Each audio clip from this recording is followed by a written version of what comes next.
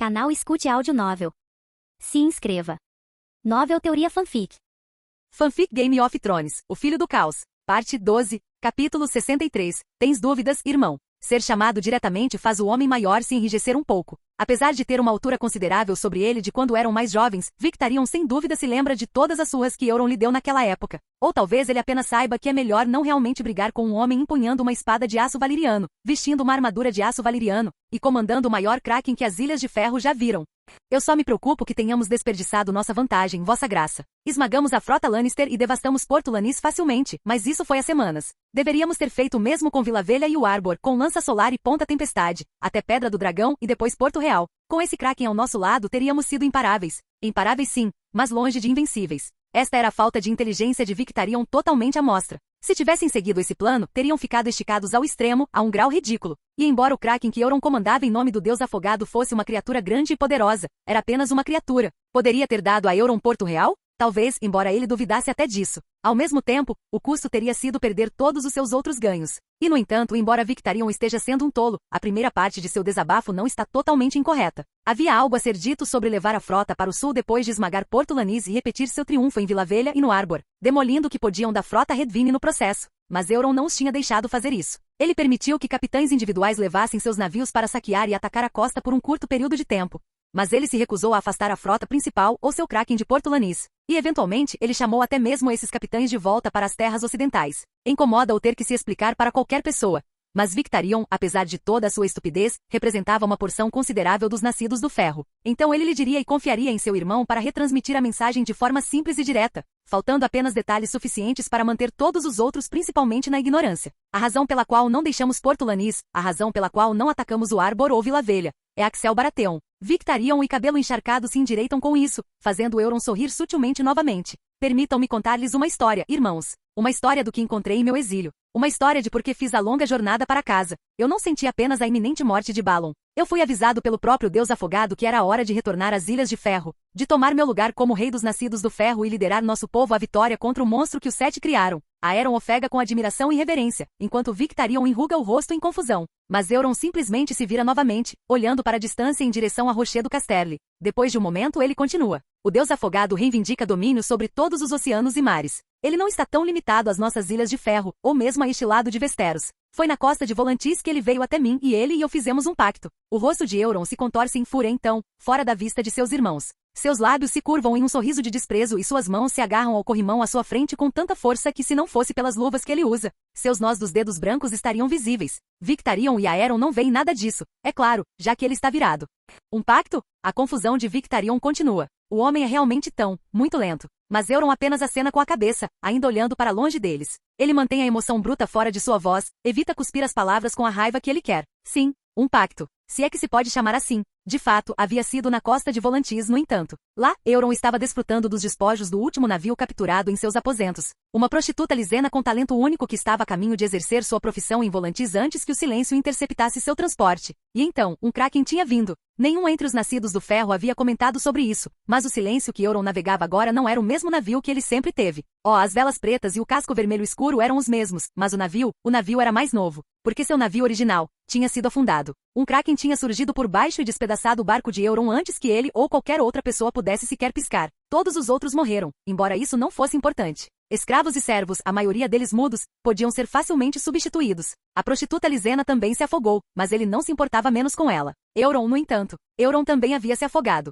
Ele tinha certeza desse ponto. E então ele tinha acordado, nas profundezas, cercado pelo monstro que destruiu seu navio e o puxou para baixo. Foi lá que o Deus Afogado falou com ele pela primeira vez. Foi lá que eles fizeram seu acordo. Não por escolha, mas por força, Euron Greyjoy foi ligado ao Deus de sua infância, o Deus de seu povo. O Deus Afogado tinha uso para ele e Euron podia obedecer ou morrer lá nas profundezas. E ele relutava em morrer de uma forma tão patética. Que tipo de maldito pacto? As palavras rosnadas de Victarion são recebidas com um rosnado de Aeron, enquanto o sacerdote afogado se vira abruptamente para ele novamente. Quantas vezes eu tenho que te dizer? Cuidado com a tua língua com o rei, irmão. Antes que as coisas possam degenerar em mais uma discussão, Euron continua, silenciando seus dois irmãos. Que outro tipo de pacto poderia ser? O Deus Afogado viu meu valor. Ele viu minha força. Então ele me fez um acordo para navegar e saquear em seu nome. Em troca, ele me deu certas vantagens. E ele me enviou para as ruínas da velha Valíria para reivindicar meu maior prêmio. A menção de Valíria silencia ambos os homens, como Euron sabia que faria. Mesmo do outro lado do mundo conhecido, os nascidos do ferro sabiam da velha Valíria, o aço valiriano.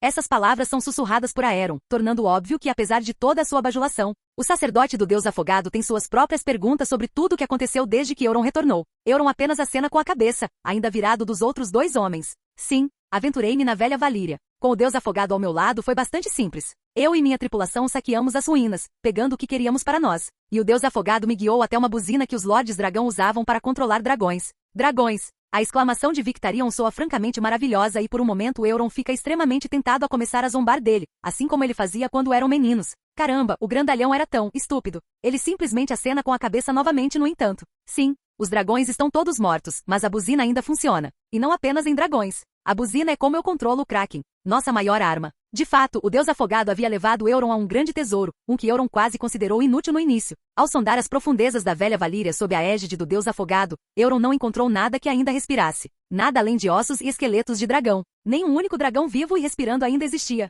Nem mesmo um ovo. Então a buzina, bem, parecia inútil no início. Mas então o Deus Afogado ordenou que ele a usasse em seu novo barco, comandando-o a tocá-la ali no meio do mar fumegante. Quando o seu Kraken, apareceu pela primeira vez, Euron ficou momentaneamente aterrorizado. Era facilmente 3 vezes ou mais o tamanho daquele que afundou seu navio original, afinal. E no entanto, ele não atacou. Ele não o atacou. Em vez disso, ele o obedeceu. Ele obedeceu à buzina e seguiu Euron para fora da velha Valíria e por todo o caminho até o outro lado do mundo conhecido. O silêncio cai enquanto Aeron e Victarion digerem essas palavras, mas não por muito tempo. Eventualmente Victarion apenas bufa em confusão. Eu ainda não entendo. O que tudo isso tem a ver com Axel Baratheon e abrir mão de nossa maldita vantagem? Victarion. Mas desta vez Euron levanta uma mão, interrompendo o cabelo encharcado. Virando-se novamente, ele encara Victarion, e desta vez o homem maior dá um passo completo para trás. Euron sorri. O Deus Afogado me alertou sobre Axel Baratheon. Os 7 o escolheram da mesma forma que o Deus Afogado me escolheu. Cada boato que ouviste sobre ele, é verdade. Euron não tinha acreditado nisso no início, é claro. Mas então ele mal confiava no Deus Afogado, mesmo agora. Se dependesse dele, ele não estaria contando com as bênçãos de nenhum deus.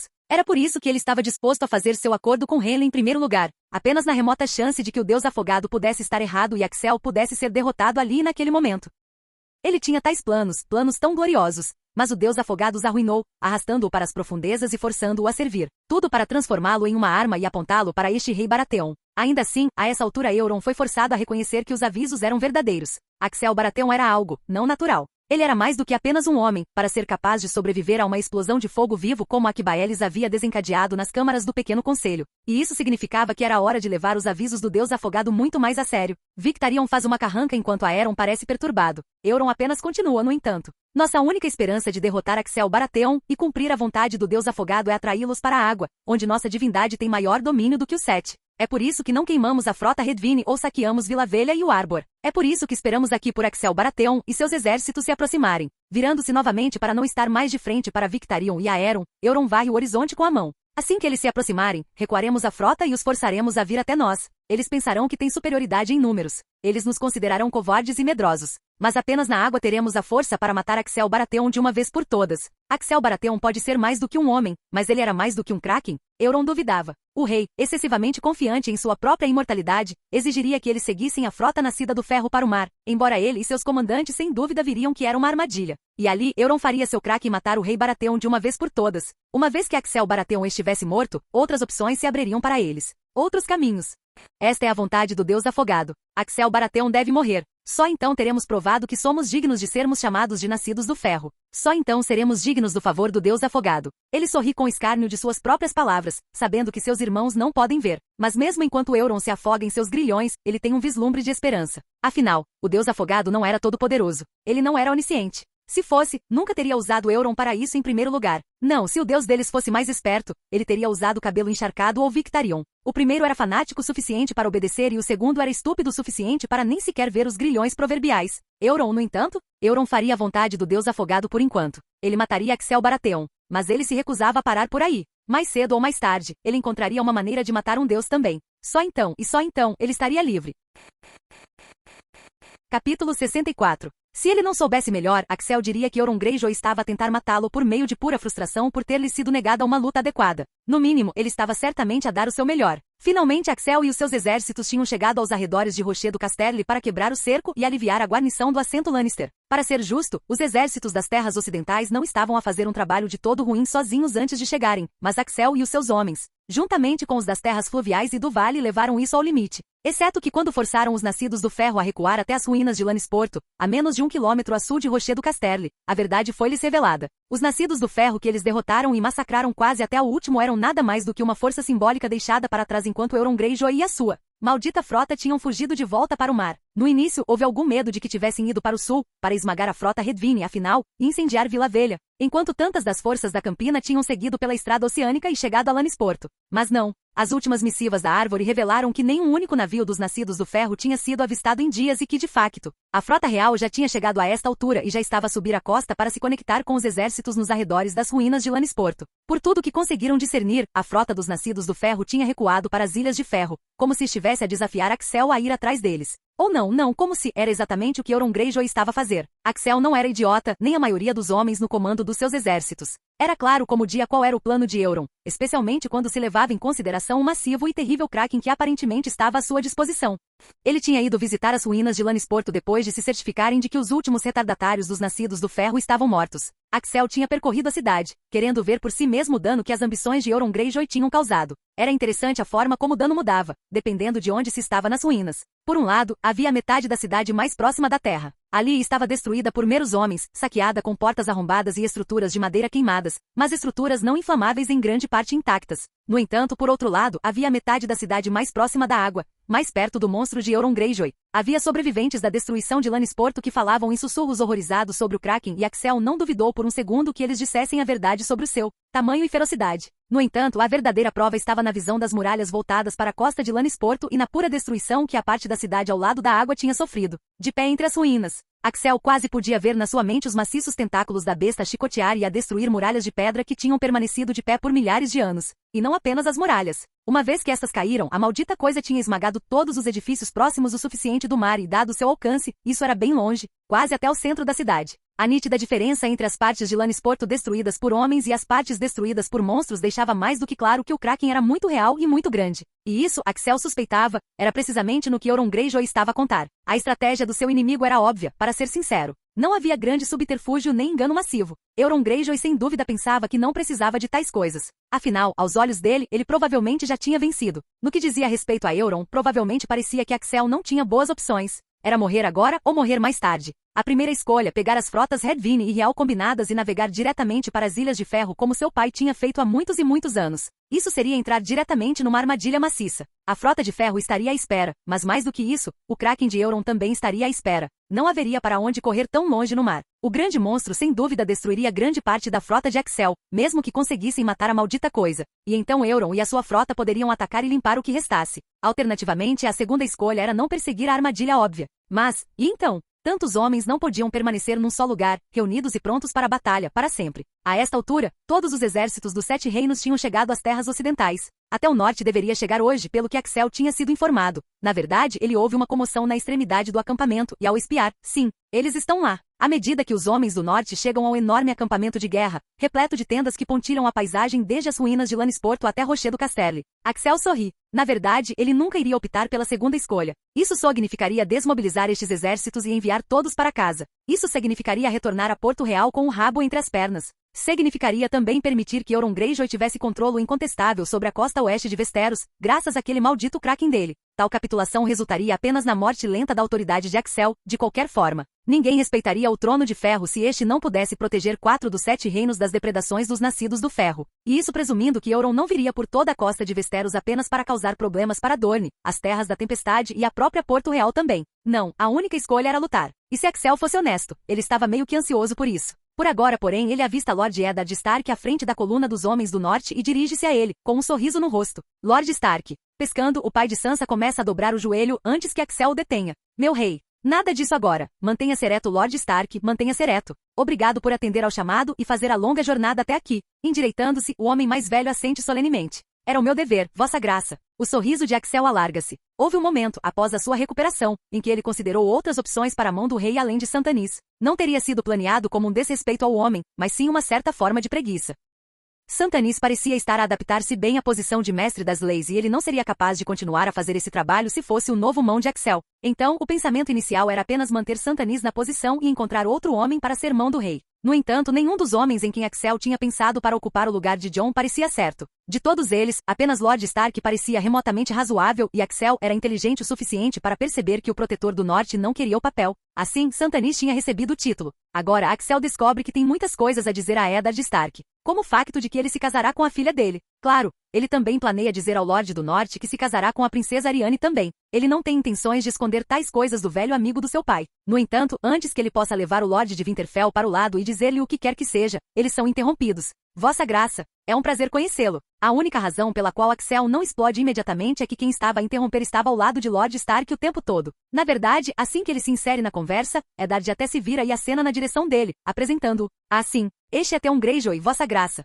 Este era Theon Greyjoy. Axel olha para ele de cima a baixo por um longo momento a observá-lo. O outro homem endireita-se sob o olhar imperial de Axel, o sorriso arrogante no seu rosto a desvanecer-se um pouco. Ele era. Bem, talvez fossem as palavras de Asha a contaminar a primeira impressão de Axel sobre Theon, mas ele não podia evitar de pensar pouco do homem. Havia algo nele que imediatamente irritava Axel, mas não faria bem deixar que isso colorisse demais as suas reações. Então, após uma longa pausa, ele simplesmente assente. Prazer em conhecê-lo, Greyjoy. Com os ombros a caírem uma fração de polegada em alívio, Theon prova não estar contente em deixar as coisas por aí. Vossa Graça, o meu tio Euron é um traidor e um assassino de parentes, mas eu juro pelos meus ancestrais que a casa Greyjoy como um todo não segue. Por quê? Só por causa do próprio Theon parado ali? Axel solta um bufo de escárnio, incapaz de segurar a língua enquanto abana a cabeça. Os seus irmãos restantes, os seus outros tios, certamente o seguem. Assim como seu povo, parece. Theon fica um pouco pálido. Eles foram apenas levados a desviar-se, Vossa Graça. Eu juro. Mas Axel o interrompe, continuando as suas reflexões. A sua irmã não segue, suponho. Isso faz Theon piscar, a sua testa franzir-se em confusão.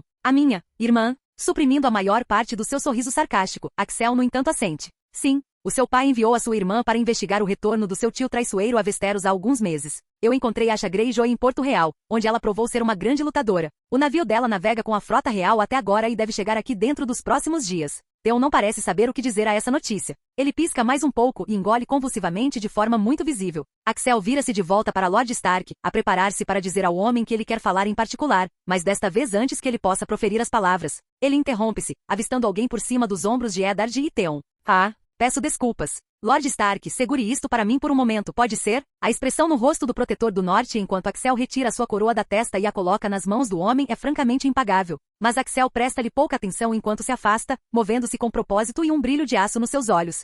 Ned não está acostumado a ficar desorientado. Mas enquanto ele está ali segurando a coroa do rei nas suas mãos, o seu corpo inteiro a virar-se para seguir o jovem enquanto ele se afasta. É precisamente isso que ele está a sentir. Confusão. E então ele vê para onde Axel está a ir e os seus olhos arregalam-se em alarme. Pela mãe, e eu pensei que eu era um grande caralho. O rei sem coroa com 1,98 m de altura. Coloca-se bem no caminho do infame montanha que cavalga com um sorriso que se estende de orelha a orelha e as mãos nos quadris. Sor Gregor Clegane, que estava a caminhar pelo extenso acampamento de guerra aparentemente a tratar da sua vida, para e pisca. O homem mais alto olha para Axel sem compreender por um momento antes de fazer uma careta. Sai da porra do meu caminho. Quando o montanha se move para passar por Axel, no entanto, o rei estende a mão e agarra-o pelo braço, parando-o de repente. Calma, amigo. Eu só quero conversar. Gigante para gigante maior. Sor Clegane parece tão confuso quanto Ned se sente com isto, a olhar para onde Axel o está a segurar como se não pudesse acreditar. Axel, no entanto, o rei sem coroa continua imperturbável com um sorriso alegre no rosto. Bem, eu nunca tive problemas nesta área pessoalmente, mas ouvi dizer que quando os homens chegam ao seu tamanho, eles acabam por perder outra coisa em troca.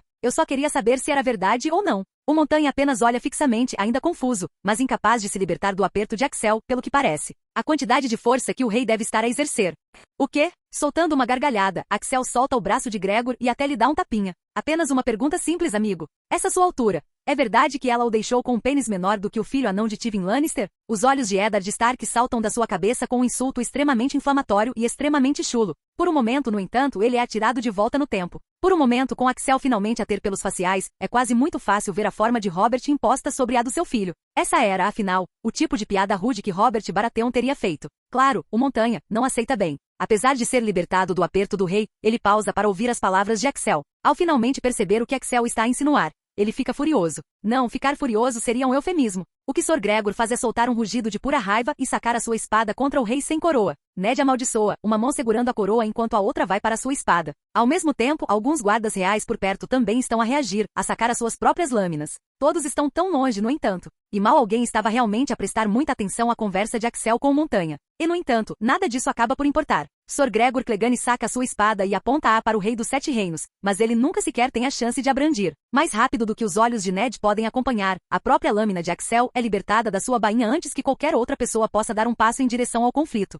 Ela cintila tão rapidamente também e por um momento, o acampamento fica silencioso ao redor deles enquanto Gregor Clegane congela no lugar. Após alguns batimentos cardíacos, o seu corpo finalmente alcança o que lhe aconteceu. A cabeça do Montanha cai dos seus ombros, rolando pelo chão enquanto o corpo sem cabeça cai de joelhos e depois se choca contra o chão, causando um pequeno terremoto devido ao seu tamanho puro. Axel olha para o cadáver do Montanha, sem sorriso à vista. Os seus olhos estão escuros e o seu rosto está inexpressivo enquanto ele limpa sua lâmina de aço valeriano e depois a embainha. Um homem não teria sacado a sua lâmina contra o seu rei. Um cavaleiro não teria quebrado seus juramentos uma centena de vezes por décadas e permanecido impune. Uma pena que um mero cão tenha sido autorizado a enganar o povo de Westeros por tanto tempo. Avançando de volta para Ned e o seu protegido, Axel nem sequer lança um olhar a Theon enquanto pega sua coroa das mãos de Ned e sorri de forma sutil. Obrigado, Lord Stark. Agora, por favor, vamos encontrar um lugar mais privado. Há outras coisas que eu devo lhe dizer. Ned lança apenas mais um olhar para o Montanha decapitado enquanto segue o rei. Apesar de como tudo acabou de acontecer, ele sente como se um peso antigo tivesse sido levantado do seu peito de mais de 2 décadas atrás.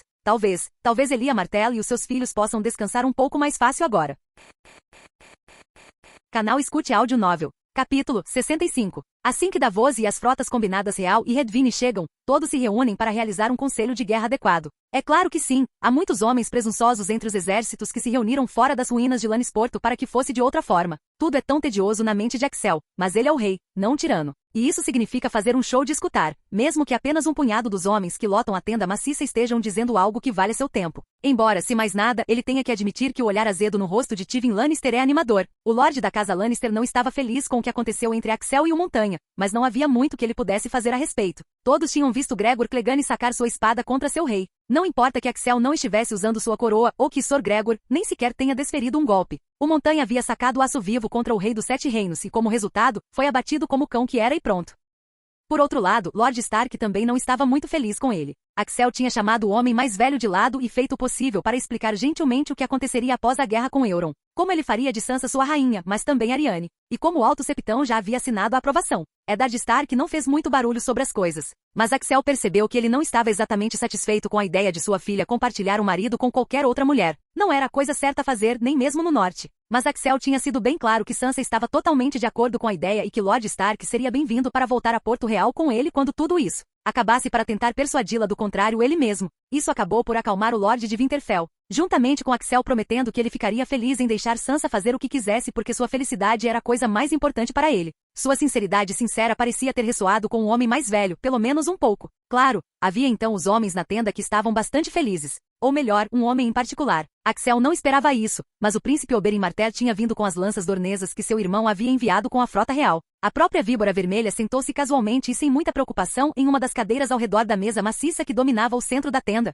e ele estava sorrindo para Axel desde que eles se reuniram. Axel tinha uma ideia muito boa do porquê o príncipe Dornês estava tão feliz com ele, é claro, mas isso não tornava o encarar ou o sorriso no rosto do Dornês menos desconfortável. Era quase como se o outro homem estivesse despindo e fodendo ele com os olhos. Claro, havia outros homens importantes na tenda também. Davos Seavort, seu mestre dos navios. Sua contraparte, o almirante Redvine, cujo nome Axel não se incomodou em aprender. Lord Paramount de Murituli, liderando os exércitos das terras fluviais. Axel desejou que fosse o peixe negro para ser sincero. Lord Randil Tarly, liderando os exércitos do jardim, mas se foi inteligente em ficar em casa e fora da vista de Axel, para ser honesto. Covarde, mas também inteligente. E muitos mais do que isso também. Devia haver facilmente 50 homens na tenda lotada. Embora os que acabaram de ser mencionados fossem a grande maioria que realmente conseguiu um assento à mesa perto do próprio Axel, todos os outros foram relegados para a outra extremidade da mesa ou forçados a ficar em pé. Enquanto isso, Sor Ares e Sor Sandor flanqueavam os dois lados da cadeira de Axel. Um conselho de guerra adequado com todos querendo se fazer ouvir. Axel só desejava que eles não estivessem apenas repetindo todas as coisas que ele já havia pensado por conta própria. Euron Greyjoy é um covarde. Ele foge ao primeiro sinal de nossas forças. É uma armadilha, obviamente. Ele pretende nos atrair para o mar, onde aquele monstro dele pode afundar nossas frotas e nos afogar. Bah, Entre as frotas Real e Redvine, nós superamos os barcos nascidos do ferro em 3-1. Um único Kraken não vai virar a maré da batalha contra nós, vamos esmagá-lo e este Greyjoy é atrevido, assim como da última vez. Você não viu o Kraken em questão. É maior do que qualquer coisa que já foi registrada neste lado do Mar Estreito. Ele destruiu as paredes de Lannisporto e metade da cidade além disso. Não consigo deixar de me perguntar se nossos escorpiões serão capazes de sequer perfurar seu couro. Eles continuam dando voltas e voltas. Todos querem dizer o que pensam. Todos querem ser ouvidos. Claro, os homens mais espertos à mesa seguram a língua e falam apenas quando estritamente necessário. Mas o resto tagarela constantemente, como se repassar os mesmos pontos repetidamente fosse mudar alguma coisa.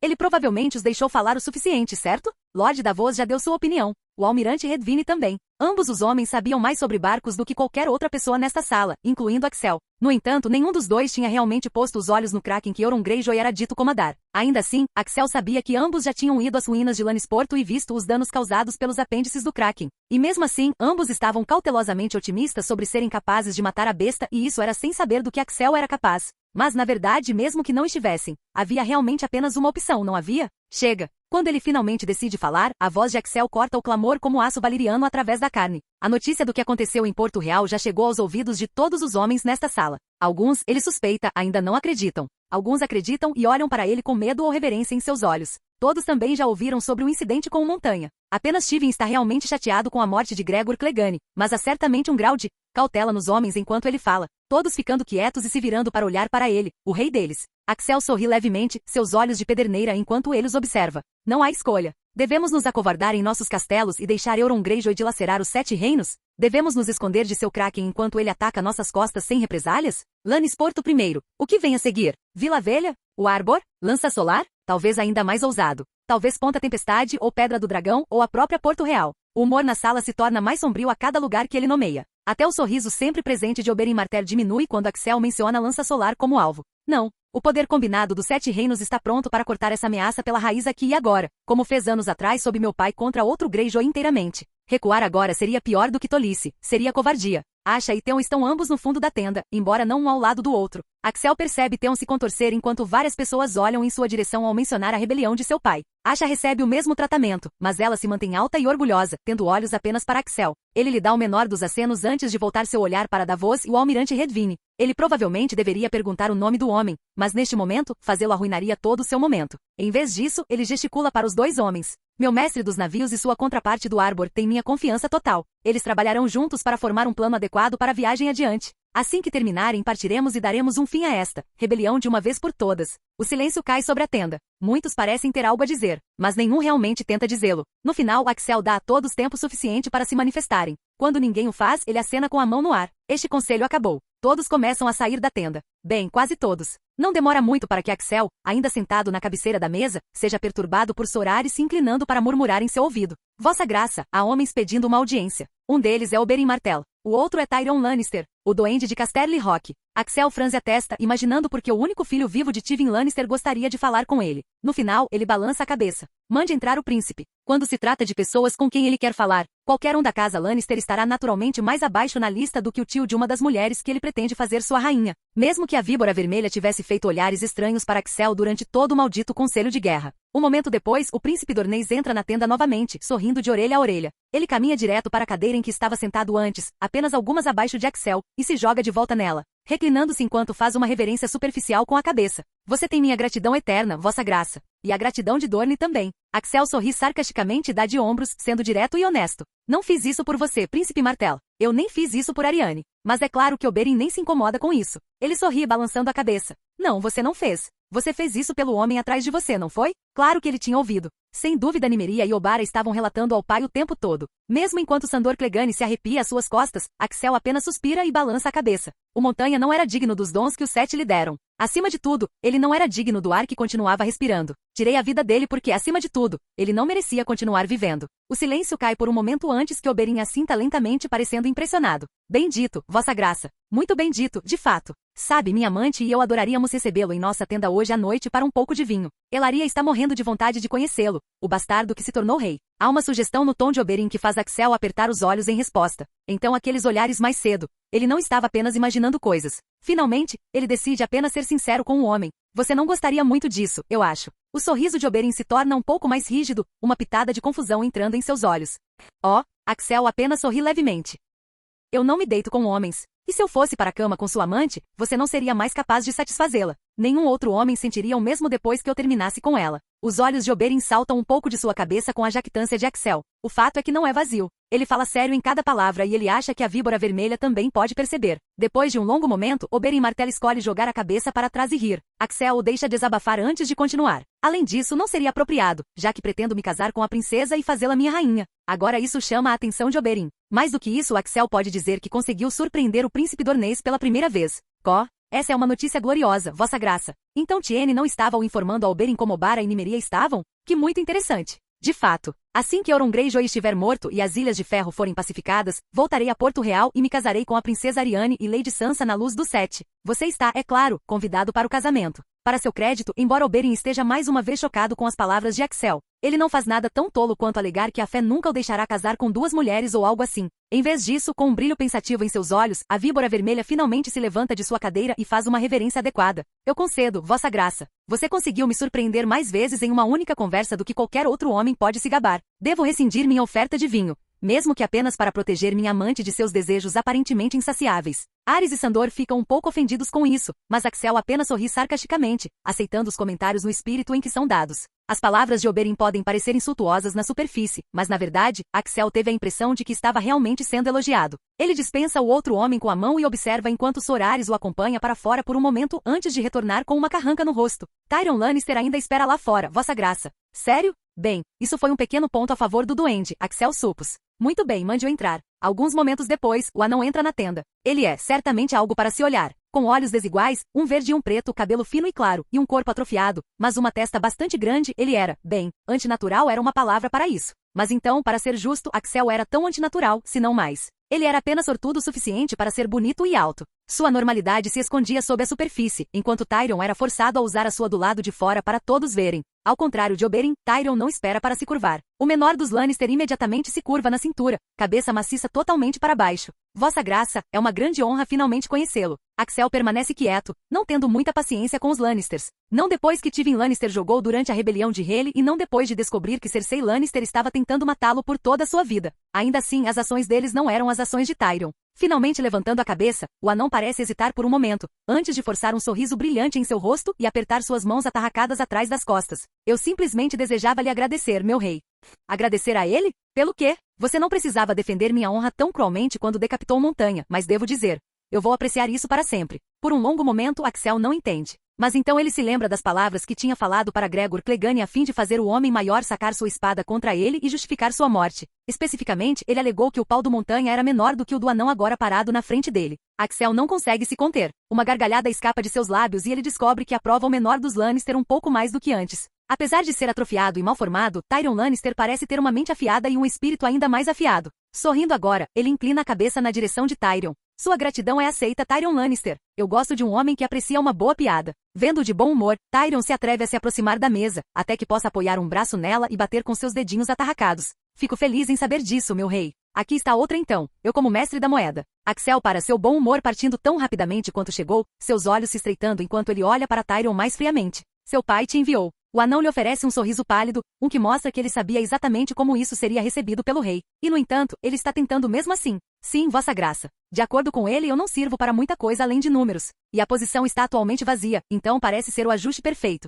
Ele acha difícil odiar Tyrion Lannister, mas isso não significa que ele vai simplesmente capitular a algo assim. Axel já está balançando a cabeça, pronto para rejeitar a ideia inteiramente, quando outro pensamento lhe vem à mente e ele para. Inclinando-se para frente, ele olha Tyrion bem em seu olho verde. A coroa ainda deve muito ouro à sua casa para eu considerar colocar um Lannister no comando dessa mesma dívida. Vai e diga a seu pai que a única maneira de eu considerar você para mestre da moeda é se ele perdoar o resto da dívida de antemão. Toda ela. Até a última estrela de cobre. O queixo de Tyrion cai. E isso é quase 1 milhão de dragões de ouro, vossa graça. Axel sorri levemente enquanto se recosta em sua cadeira. Ele pode não odiar Tyrion, mas isso não significa que ele vai se deixar manipular também. É sim. Agora vá. Diga a seu pai. Vou dar a ele até eu voltar com a cabeça de Euron Greyjoy para tomar uma decisão. Adeus, Tyrion Lannister. Engolindo em seco, parecendo que quer dizer mais, mas é claramente muito esperto para prolongar sua visita. Tyrion se curva novamente e sai da tenda o mais rápido que suas perninhas atarracadas permitem. Axel observa ir por um momento antes de balançar a cabeça. Pelo menos Tywin manteve Cersei Lannister bem longe dele até agora.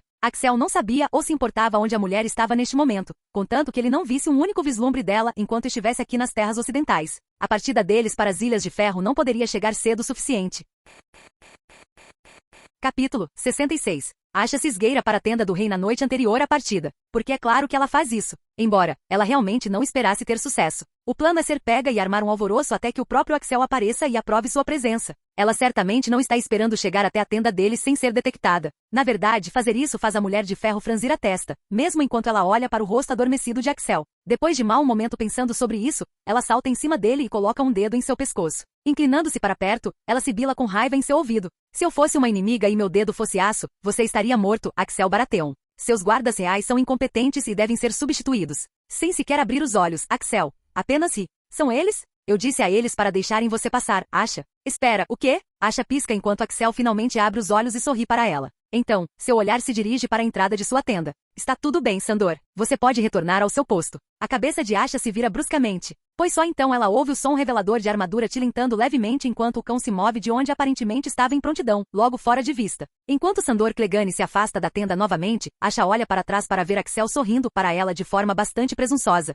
Ela não está fazendo beicinho. Ela definitivamente não está fazendo beicinho. Mesmo assim, Asha não consegue evitar bufar e balançar a cabeça enquanto remove o dedo de debaixo do queixo do rei. Mesmo assim, eu poderia ter matado você antes que eles interviessem. Você é muito confiante, Axel Baratheon. As mãos dele sobem abruptamente e agarram seus quadris de uma maneira familiar que faz a respiração de Asha engasgar. Ela se mexe em cima dele, corando um pouco enquanto sente ele ficar animado. Faz muito tempo desde a primeira vez deles juntos. Parece que ambos sabem exatamente por que ela está aqui. Eu sou? Não acho que minha confiança tenha sido mal colocada. A menos que o monstro marinho de Euron Greyjoy tenha feito você mudar de ideia. Asha cora com o tom de provocação de Axel e começa a tirar a roupa sem um pingo de constrangimento ali mesmo. Que se dane segurar mais. Que se dane esperar que ele venha até ela. E, que se foda você. Rindo novamente, Axel passa as mãos pelo corpo dela enquanto ela expõe cada vez mais. Muito bem, então. Você tem minha permissão. Leva um momento para Asha entender a piada. Momento em que ela para por um instante, olhos semicerrados enquanto o encara. Mas no final, ela quer a espada dele mais do que quer puni-lo por um humor tão terrível.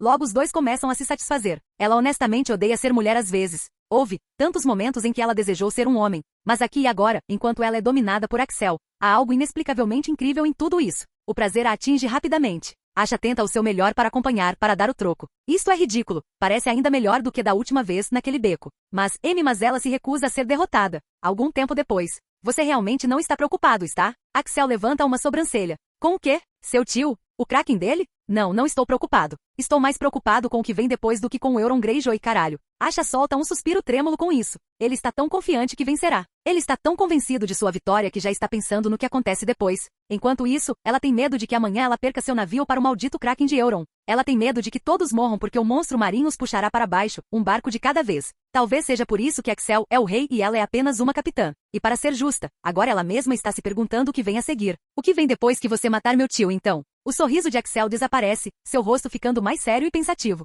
Finalmente, ele solta um suspiro e balança a cabeça.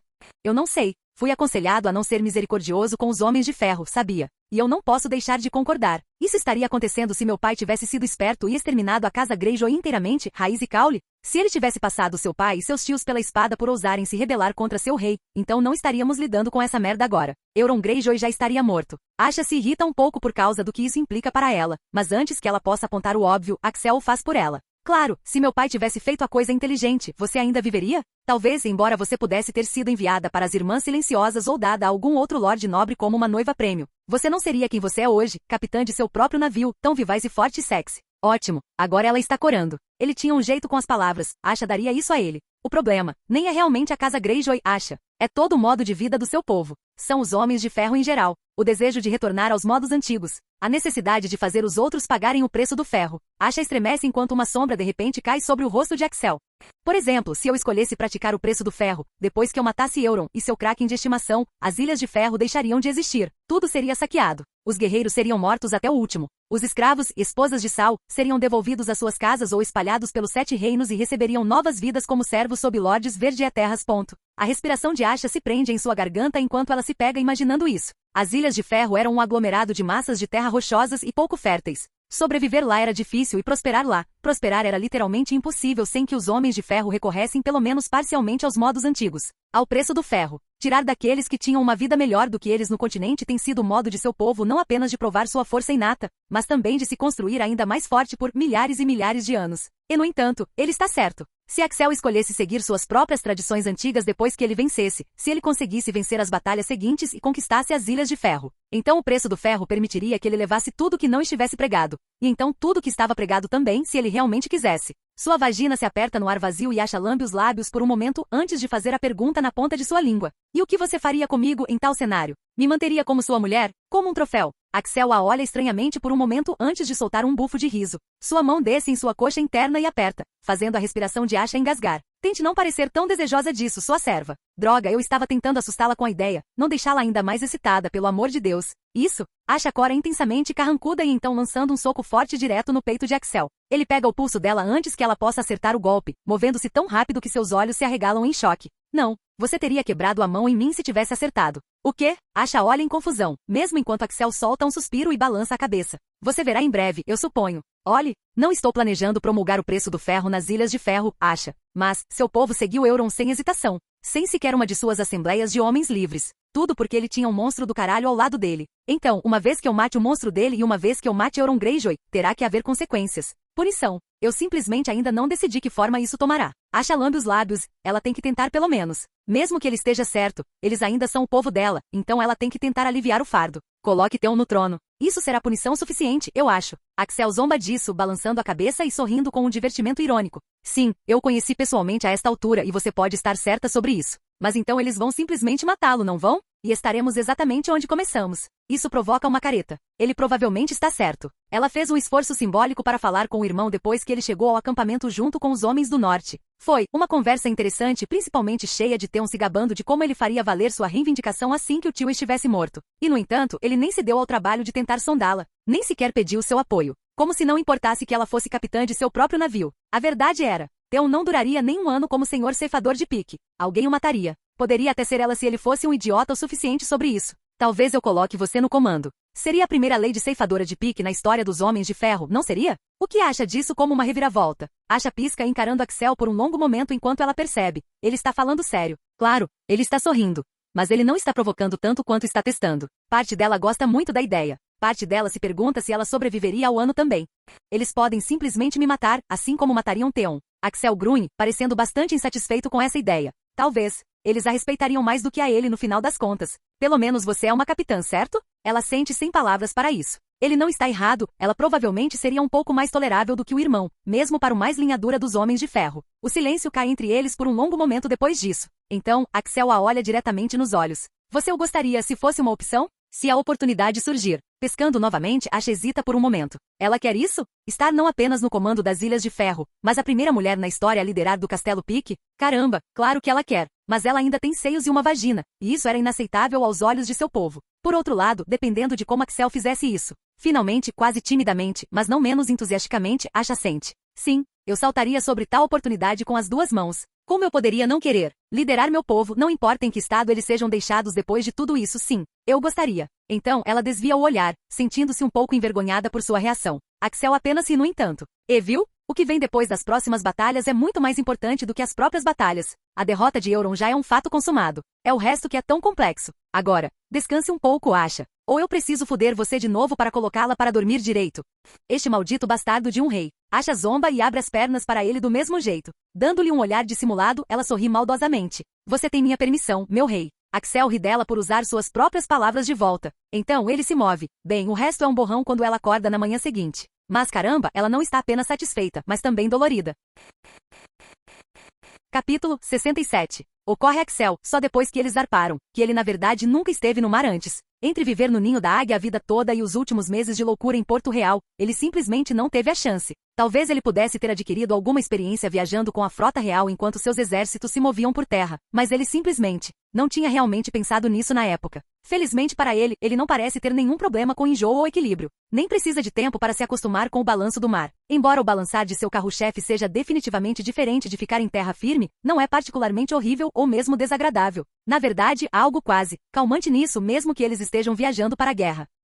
Olhando para o horizonte por um momento, Axel olha para sua esquerda e direita. Uma armada de navios de todas as diferentes formas e tamanhos o cerca em todas as direções. A frota real e a frota Redvine combinadas são realmente um espetáculo para ser visto e eles tiveram sorte que nenhuma sofreu tantas perdas uma contra a outra antes de Henley perder seu julgamento do 7. Henley. De volta ao vale, quando Axel estava se preparando para executar Petir Baelis por seus crimes, o Homem Doninha deixou escapar várias coisas. Coisas que o traidor mestre da moeda considerou de grande importância. Entre elas estava o fato de que foi Euron Greyjoy quem deu a Henley Baratheon a espada de aço valeriano que ainda agora repousa na cintura de Axel. Estendendo a mão, Axel passa a mão sobre o pomo de coração de pedra, acariciando-o por um momento antes de suspirar e balançar a cabeça. Se Axel tivesse pressionado mais para Henley lhe dizer de onde Coração de Pedra, ou como foi inicialmente nomeada Rosa Espinhos havia vindo, ele poderia ter descoberto sobre Euron Greyjoy e suas maquinações mais cedo. Talvez ele pudesse até ter cortado o mal pela raiz antes que toda essa guerra pudesse sequer começar. Por outro lado, ele duvida. O Kraken de estimação de Euron deu ao Greyjoy muita influência sobre seu povo, e muita confiança em suas próprias habilidades. Enviar qualquer pessoa para caçar Euron Greyjoy só faria com que fosse morta pelo Kraken. Excluindo Axel sair para caçar Euron e despedaçá-lo com suas próprias mãos, não havia como parar isso. E Jon teria aconselhado cautela nessa frente. E Axel teria ouvido tolamente até que tudo acontecesse exatamente da mesma maneira no final. Você está bem, Vossa Graça? Pescando enquanto é puxado de seus pensamentos, Axel se vira para ver que seu mestre dos navios se aproximou dele. Lord Davos Seavor realmente parece preocupado com ele e Axel percebe que ele provavelmente está percebendo agora que o rei também não tem experiência no mar. Rindo, ele dá um sorriso e um aceno para o homem mais velho. Estou bem, Lord Davos. Está tudo correndo bem? Todos mantendo a formação? Dada a natureza do tamanho do Kraken juntamente com o tamanho absurdo de sua frota, esta era uma combinação de duas das maiores forças navais de Westeros, afinal. Lord Seavort e seu contraparte Redvine decidiram por um plano que envolvia espalhar a frota consideravelmente por uma área bastante grande. Não tão espalhada que os navios não pudessem se ver, veja bem. Mas ainda assim, longe o suficiente para que o Kraken, mesmo que fosse tão grande quanto as ruínas de Lannisporto sugeriam,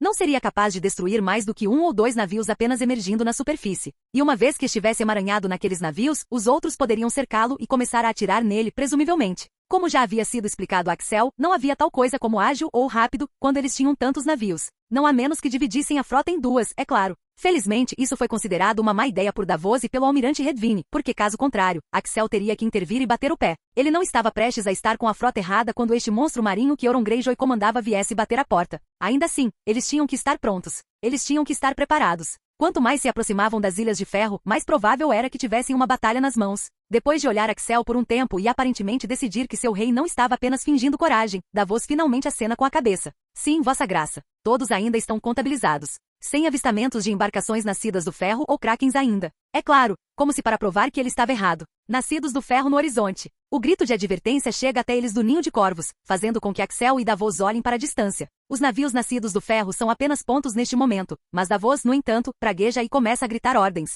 Em ambos os lados, mesmo estando longe, Axel pode ouvir os capitães nos navios mais próximos a eles fazendo o mesmo. Suas vozes carregadas pelo vento como uma espécie de canto da sereia. E então, um toque de trombeta. Mas Axel tem quase certeza de que não é um dos deles. Ele se aproxima do corrimão, olhando para longe em direção à frota nascida do ferro. No entanto, não é com a frota nascida do ferro que ele está preocupado. Nunca foi. Ainda há dezenas de milhas de oceano entre eles e o inimigo. Mas aquela trombeta distante não veio de lugar nenhum ao redor dele, veio da frente deles. Os olhos de Axel se estreitam pensativamente enquanto ele olha para a água. Parece mais escura, não parece? Não, isso não é um truque de luz. Essa é uma forma sob as ondas. E está vindo direto para eles. A trombeta convoca o Kraken e o envia atrás de um alvo. Axel sabe disso instintivamente de alguma forma. Ele pode sentir em seus ossos. Assim como ele pode sentir em seus ossos que se ele permitir que o Kraken os alcance, ele afundará este navio e afogará todos nele, exceto ele. E então ele estará entre sua frota e será capaz de causar danos incalculáveis a todos. Não, isso não pode ser permitido. Axel se vira para Davos enquanto o que ele tem que fazer se cristaliza em sua mente. Lord Davos, leva um momento para que seu grito alcance o outro homem e se Axel fosse qualquer outra pessoa. Ele tem certeza de que seu mestre dos navios o teria ignorado e se concentrado na tarefa em mãos. Mas ele é o rei e no final, Lord Seavort se vira para ele, confuso e parecendo bastante agitado neste momento. Sim, Vossa Graça, eu vou matar o Kraken. Transmita ordens para o resto da frota para evitar a besta e mirar nos nascidos do ferro. Eu quero que eles sejam totalmente perseguidos, de volta às suas ilhas de merda. Novamente em meio a toda a agitação, Davos não entende imediatamente o que Axel está dizendo. Ele já está descendo as escadas em direção ao convés para a frente do navio quando o ex-contrabandista corre para o corrimão e grita para ele. Meu rei, o que você está dizendo? Volte. Virando-se, Axel trava os olhos com seu mestre dos navios e lhe dá um sorriso alegre. Apesar da distância entre eles agora, ele garante que suas palavras sejam transmitidas da mesma forma. Você consegue, Seavort. Vejo você em breve. E então Axel se vira e salta. A madeira se estilhaça sob seus pés enquanto ele pula, fazendo-o estremecer um pouco. Mas provavelmente não era nada muito ruim e o navio sempre poderia ser consertado mais tarde. Além disso, ele tem coisas mais importantes com que se preocupar. Sacando o coração de pedra enquanto está no ar, Axel ruge enquanto se lança pelo céu.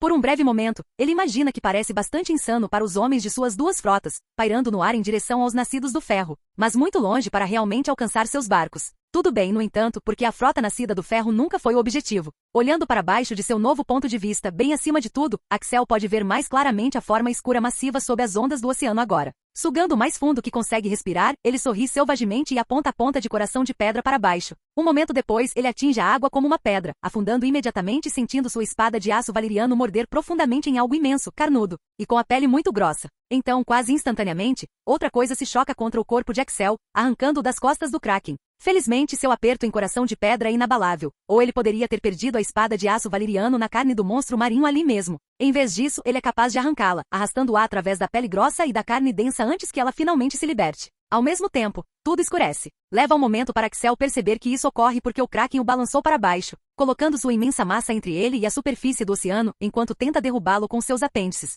Axel está lutando às cegas, mas isso não vai impedi-lo. Ele só nadou em lagos e rios nas montanhas, mas isso também não vai impedi-lo. A água ao seu redor certamente não o impede de balançar coração de pedra rapidamente, fatiando a besta à sua frente. O Kraken é tão grande que é impossível para ele errar. Ao mesmo tempo, no entanto, Axel se pergunta brevemente como diabos ele deveria matar a maldita coisa. Coração de pedra pode cortar sua carne, mas isso não significa muito quando há tanta carne. Ele não vai parar, no entanto. Axel não pode parar, não agora. Mover-se debaixo d'água é fácil, pelo menos. Surpreendentemente, Axel esperava ficar um pouco atolado, mas em vez disso ele se encontra nadando mais facilmente na água do que andando em terra. Ainda assim, o animal de estimação de Euron não é nada lento. O Kraken não é apenas grande, é forte. Na verdade, é possivelmente a coisa mais forte que Axel já enfrentou. Cada golpe de um de seus tentáculos realmente atinge Axel aqui embaixo, até mesmo causando-lhe alguma dor no processo enquanto ele é sacudido para lá e para cá. O problema, na verdade, é que ele é como um mosquito cego assediando essa coisa de todos os ângulos. Enquanto ele o joga por aí, a dor que está lhe causando é mais dor muscular do que agonia.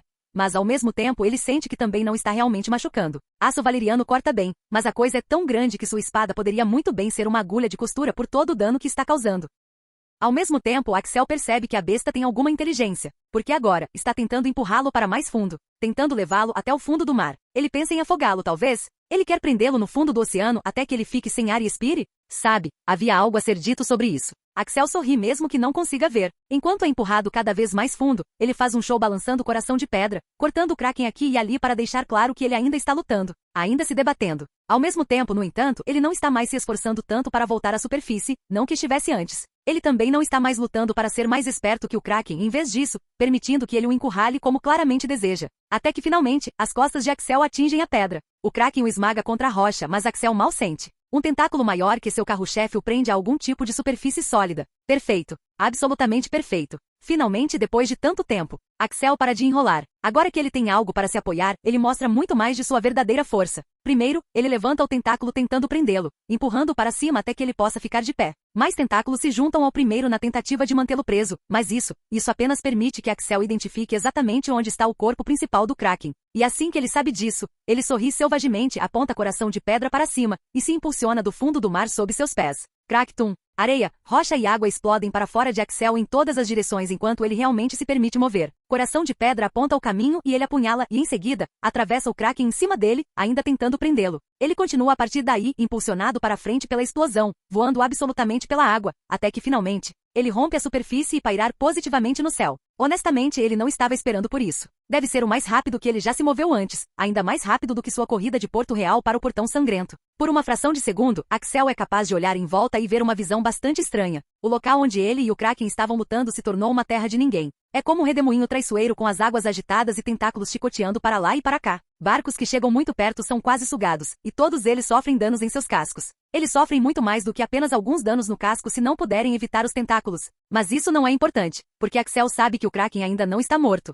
Olhando para baixo, ele pode ver a forma escura sob a água ficando cada vez maior novamente enquanto segue de volta para a superfície. Ele lhe infligiu um golpe grave, mas não fatal. Mesmo perfurar todo o seu corpo com sua espada não foi suficiente. Tudo bem, no entanto, ele cairia a qualquer momento agora e faria de novo, e espere um segundo. Por quê? Porque ele não estava caindo. Axel pisca como uma coruja enquanto olha para si mesmo e finalmente percebe que está pairando no ar. Para ser justo, parece exatamente o que ele estava fazendo debaixo d'água. Ele estava mesmo nadando lá embaixo? Ou ele estava voando, o tempo todo? Antes que ele possa ponderar isso mais, o Kraken de Euron rompe a água abaixo, gritando sua raiva e fúria, sangrando profusamente pelo caminho que ele havia cortado através dele com seu corpo. Ele o alcança com múltiplos apêndices maciços. Axel mostra os dentes em resposta e aponta a ponta de sua espada direto para o bico aberto da maldita coisa. Ele descobriria o que estava acontecendo com ele voando de repente mais tarde. Agora, ele tinha um monstro para matar. Apoiando-se em aparentemente nada enquanto o Kraken o alcança com seus apêndices maciços, Axel aponta Coração de Pedra para baixo mais uma vez. E desta vez não apenas cai. Desta vez, de uma forma que ele não consegue explicar, ele salta de nada além do ar, lançando-se para baixo com um rugido para responder ao grito ferido e furioso do Kraken. Era hora de terminar isso de uma vez por todas. Capítulo 68. Sinalizem para o resto da frota se afastar do redemoinho. Transmitam ordens para focar nos navios nascidos do ferro e para atirar à vontade. Poder-se-ia pensar que Davos Seavort estaria acostumado a lidar com a insanidade de seus superiores a esta altura. Afinal, ele está a serviço de Santanis Baratheon há mais de 20 anos. Não que ele tenha se arrependido de um único dia disso, é bom frisar. A maioria dos homens poderia ter pensado mal de Santanis por ousar puni-las depois que se esforçaram para contrabandear comida para um castelo sitiado. Mas Davos não era como a maioria dos homens. Além disso, as pessoas muitas vezes contavam a história errada de qualquer maneira, fazendo parecer mais altruísta do que realmente era. Ele não tinha desafiado o bloqueio da frota Redvine na Baía dos Naufrágios e se esgueirado para a Ponta Tempestade por bondade de coração ou algo assim. Não, ele tinha feito isso como um risco calculado, sabendo muito bem que homens famintos pagariam um preço melhor do que homens com barrigas cheias que não tinham que se preocupar de onde viria sua próxima refeição. Foi oportunista e egoísta, assim como aceitar o acordo do Lord Santanis havia sido. Pelo custo de um navio carregado de cebolas e peixe salgado, juntamente com a primeira junta de cada dedo de sua mão esquerda, Davos havia comprado algo que considerava muito mais valioso do que qualquer quantidade de ouro. Ele havia comprado um futuro para ele e sua família. E que futuro se tornou? 20 anos depois de 7 filhos, Davos podia dizer com segurança que não tinha arrependimentos. Pelo contrário, ele estava mais perplexo com o quão longe havia chegado. Uma coisa era servir sob Santanis como um cavaleiro com terras. Outra inteiramente era ser promovido a mestre dos navios e receber o comando de toda a maldita frota real. No entanto, aqui estava ele comandando não apenas a frota real, mas também a frota Redvine. A força combinada de navios suficiente para superar completamente seus inimigos sob quaisquer circunstâncias normais. Infelizmente, estas não eram circunstâncias normais. Os nascidos do ferro tinham uma arma secreta na forma do maior e mais grandioso Kraken que Davos Seavort já tinha ouvido falar, muito menos visto com seus próprios olhos. E o maldito rei tinha pulado na água para combatê-lo, enquanto ele lança ordens para a direita e para a esquerda, tentando seu melhor para ficar de olho na batalha naval em desenvolvimento. O olhar de Davos infelizmente continua a gravitar para o centro de toda essa bagunça. Apesar de estarem todos em mar aberto, há um pedaço de água que se transformou em um lugar onde ninguém quer ir entre eles e a frota nascida do ferro, forçando-os a contorná-lo para atacar seus inimigos. Esta ilha, por mais impossível que seja, é o corpo principal maciço do Kraken de Euron Greyjoy, agitando a água e tornando as ondas incrivelmente agitadas no processo. Por um tempo, ele havia descido profundamente sob a superfície, mas isso não impediu que a água no centro da batalha fosse incrivelmente traiçoeira, além de perigosa. Agora, estava de volta perto da superfície novamente, e tudo que Davos podia fazer era se perguntar o que diabos estava acontecendo. Afinal, a partir do momento em que o rei saltou do navio, Davos o tinha dado como perdido. O que poderia um homem, mesmo equipado com uma espada de aço valeriano, possivelmente fazer contra uma criatura deste tamanho? A única esperança deles havia sido tentar matá-lo com dardos dos escorpiões, mas mesmo assim Davos presumiu que perderiam dezenas de navios no processo.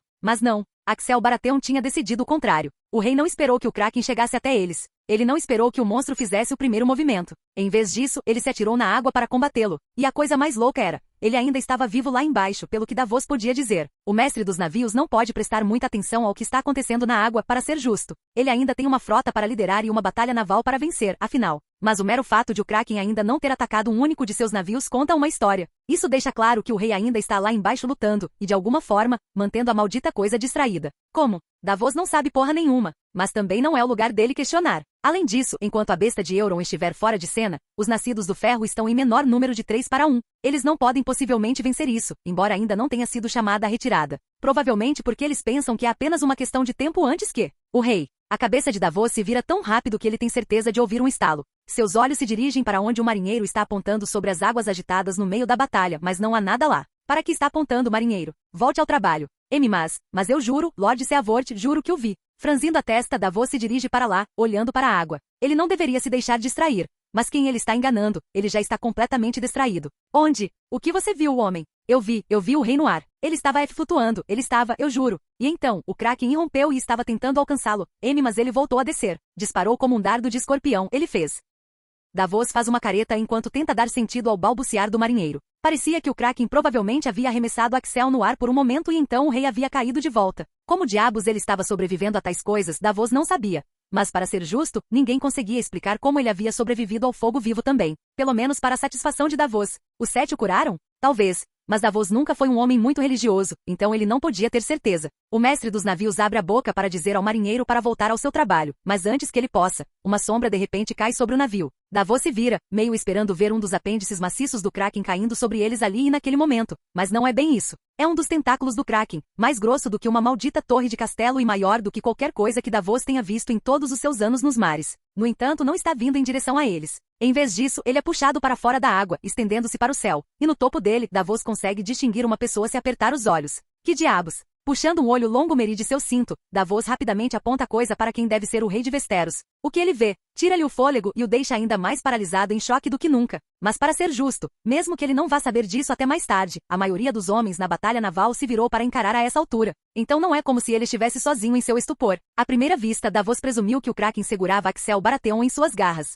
Mas esse não é o caso. Não, pelo contrário. É o rei quem está segurando o apêndice do Kraken. Ele está voando. Não há outra maneira de descrever isso. Seus pés não estão tocando nada e ele está puxando o Kraken para cima, seu rosto contorcido em concentração e esforço. O monstro de Euron Greyjoy sai da água pé por maldito pé, revelando vários buracos maciços, incrustados de vísceras, atravessando seu corpo principal. Davos se pega encarando um deles fixamente por um longo momento antes de perceber que está realmente olhando através de um dos buracos para o outro lado, onde ele pode ver navios trocando fogo à distância como algum tipo de visão de túnel estranha. Apenas por uma fração de segundo, no entanto, enquanto o rei continua a levantar e o Kraken sai ainda mais da água. Está morto, Davos finalmente percebe. O Kraken de Euron está morto. Sangue suficiente para afogar 1000 homens escorrendo de suas feridas e na água abaixo dele enquanto o monstro maciço balança frouxamente do aperto de Axel Baratheon.